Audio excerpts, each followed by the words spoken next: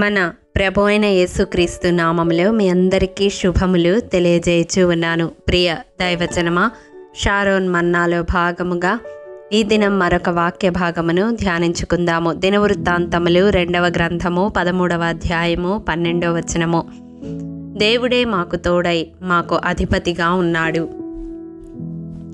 ప్రియ దైవజనమా, ఈ మాట యూదా రాజైన అబియా ఇశ్రాయేలు రాజైన యరొబాముతో ఇశ్రాయేలీలతో పలుకుతూ ఉన్నాడు. కేవలము 4 లక్షల మంది సైన్యముతో అబియా 8 లక్షల సైన్యముతో వచ్చిన యరొబాముతో తలపడే ముందు ఈ మాట పలుకుతూ ఉన్నాడు.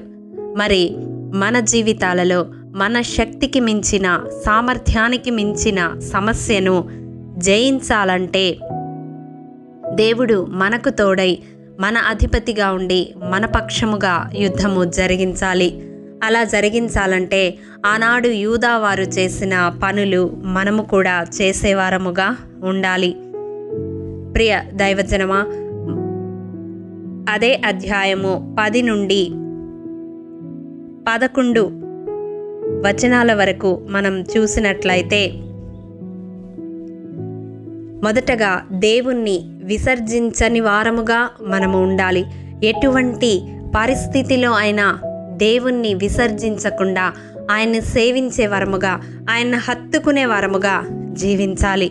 రెండవదిగా, ఆ భాగములో యాజకులు ఏ రీతిగా ఉదయాస్తమయములందు దహన బలులు అర్పించుచు సుగంధ ద్రవ్యములతో ధూపము వేయుచు పవిత్రమైన బల్ల మీద సన్నిధి రొట్టెలు ఉంచుచు బంగారు దీపస్తంభమును ప్రమిదలను ప్రతి సాయంత్రము ముట్టించుచూ వచ్చారో, అదే రీతిగా రాజులైన యాజక సమూహముగా దేవునిచే ఎన్నిక చేయబడిన మన జీవితాలలో ఉదయాస్తమయములందు ప్రార్థనా జీవితము, స్తుతి యాగము, వాక్య ధ్యానము, నశించు ఆత్మల పట్ల భారము కలిగిన వారముగా ఉండాలి. సుగంధ ద్రవ్యాలతో ధూపము వేయడం ప్రార్థనా జీవితానికి సాదృశ్యంగా ఉన్నది. దహన బలులు అర్పించడం స్తోత్ర బలులు చెల్లించుటకు సాదృశ్యముగా ఉన్నది.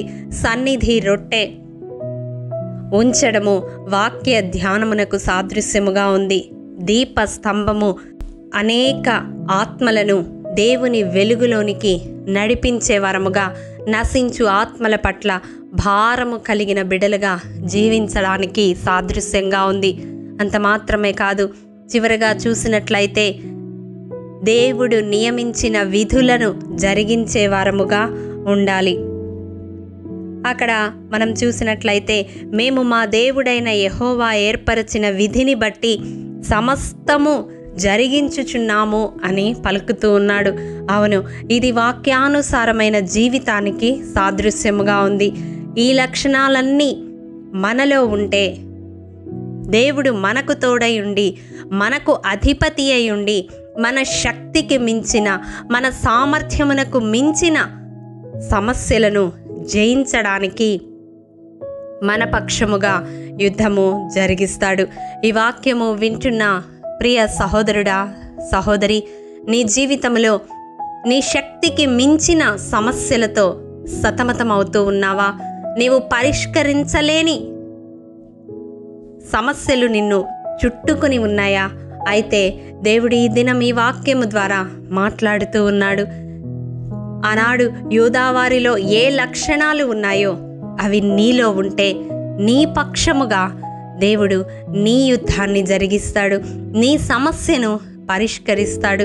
నీకు తోడై, నీకు అధిపతి అయి ఆ సమస్యలన్నిటి మీద జయమును అనుగ్రహిస్తాడు.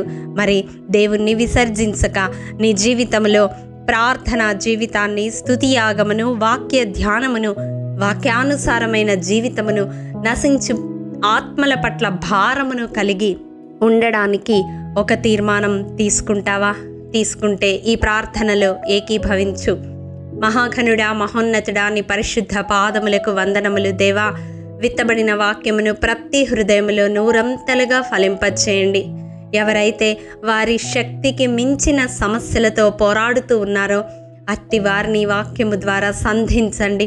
ప్రభువా, వారి జీవితాల్లో నిన్ను విసర్జించక ఉదయాస్తమయములందు ప్రార్థనతో, వాక్య ధ్యానముతో దేవా వాక్యానుసారమైన జీవితంతో నశించిపోతున్న ఆత్మల పట్ల భారముతో నీ సన్నిధిలో గోజాడే బిడ్డలుగా రూపాంతరపరచి వారికి తోడై ఉండి వారి సమస్యలన్నిటి నుండి విడిపించమని అట్టి ప్రతి ఒక్కరిని నీ కృపాహస్తాలకు అప్పగిస్తూ యేసతి పరిశుద్ధ నామం పేరట అడిగి పొందుకొని ఉన్నాము తండ్రి, ఆమేన్.